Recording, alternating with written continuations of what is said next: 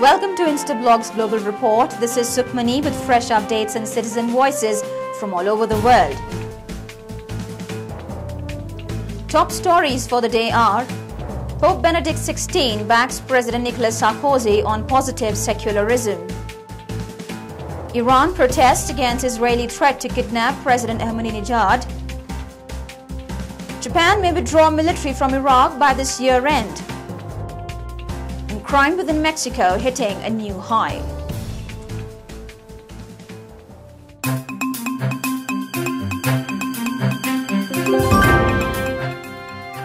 Pope Benedict XVI, on his first visit to France, has backed President Nicolas Sarkozy's controversial call for positive secularism. The pontiff called for a more open approach to the subject. He urged France to reconsider its strict separation of church and state and allow religious values to influence public life. CJ Michael Cosgrove outrightly rejects Pope's remark and strongly supports the continuation of French secularism as it is.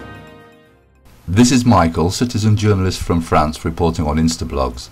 The pontiff, in his speech at the Elysee Palace, should have refrained from advocating change in the French secular tradition, wherein he called for a more open approach to secularism, which would accept the Christian roots of French society. The Pope may be widely popular in France, but he has no authority to dictate the do's and don'ts of French secularism. France is a staunchly secular nation, and the separation between the church and the state is enshrined in the national identity. That should remain so. The notion of positive secularism, propounded by President Sarkozy and supported by Pope Benedict XVI, that allows space for religion in public life, cannot be allowed to pollute the French ideal of secularism. We live in a world that is fast succumbing to fundamentalist fanaticism, and any measure that allows religion a free hand in public life would constitute an act of provocation, proselytism or propaganda that would harm the dignity or freedom of other people. The Pope should come up with a better idea to instill Christian beliefs into French Catholics.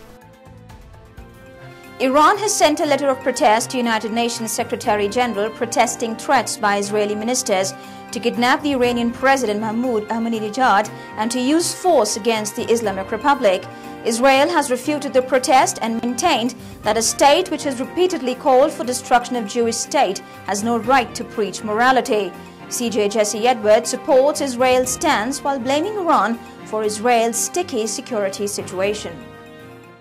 This is Jesse Edwards, citizen journalist reporting from Israel. Protest by the Israeli state is rightly justified. Iran needs to understand that we do not live in a perfect world and that whatever we give comes back around. Comments by Israeli officials should be seen in the light of the Iranian threat to eradicate Israel from the world map. No one in Israel would be interested in kidnapping Ahmadinejad, and no Israeli likes war. But then what can be done to ensure the security and viability of the Israeli state, surrounded by rogue bodies bent on destroying it? It must be understood that the Jewish state of Israel is not only at war with Hamas or Hezbollah that are pawns of Iran. Who is responsible for the funding, creation, and arming of both the terrorist organizations? The world should understand that no amount of territorial concession by Israel, be it in the West Bank or Gaza Strip, can wipe out the Iranian desire to annihilate the Jewish state. The Israeli comment denotes the anger and frustration that pervades the Israeli mindset when Iran threatens it time and time again by flaunting its nuclear intentions.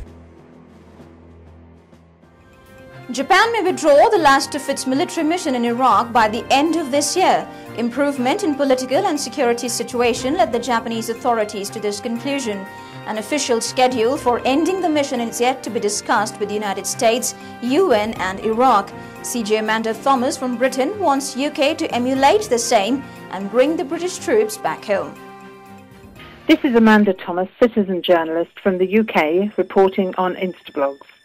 Very soon, Japan will join the list of countries who, although they once supported operations in Iraq, have now pulled their troops out of the region. This withdrawal is probably one of the reasons for the welcome decline in the violent unrest within Iraq. No doubt policymakers in the United Kingdom are watching this trend closely. The continued presence of American and British forces in Iraq is thought by many to have exacerbated the bloodshed in the country. Many argue that Iraq no longer requires foreign troop presence to uphold democracy.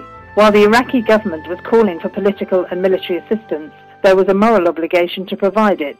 But now, with things normalising, perhaps Britain should leave Iraq to manage its own affairs. There is a growing upsurge in opinion that Prime Minister Gordon Brown must recall the troops from Iraq immediately, which may give pause for thought as the British electorate prepare to go to the polls next year. A gruesome crime wave is shaking Mexico to its core. With children murdered and headless bodies left in piles, ordinary Mexicans are losing little faith they have in the police and the government. Mexicans throughout the country recently took out a protest march to register their protest against rising violence.